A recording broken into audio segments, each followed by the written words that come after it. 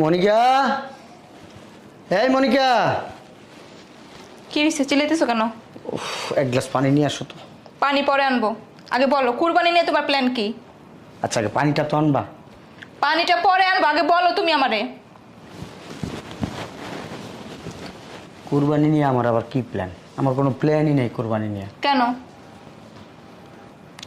চিন্তা করছি, যে বেতন পাই বাগেও তো কুরবানি দিতে পারবো না। আর আমার ওই ধরনের সামর্থ্যও নাই যে আমি একটা গরু কিনে আনবো। তা তুমি চিন্তা করো না, দেখি চান রাতের দিন যায় হাটে যায়, যদি আল্লাহ তৌফিকে দেয় 6-7 হাজার টাকা একটা খাসি নিয়ে আসবো। 6-7 হাজার টাকা দিয়ে খাসি কিনে নিয়ে আসবে না? হ্যাঁ, তোমার সাথে ওই যে হাবিব ভাইয়ের বউ কালকে এসে কি বলে গেছে জানো? এবার নাকি 2টা গরু কুরবানি দিব। তোমার সাথে তো একসাথে চাকরি করে, তো উনি দিতে পারলে তোমার সমস্যা কি? তুমি দিতে পারবে না কেন?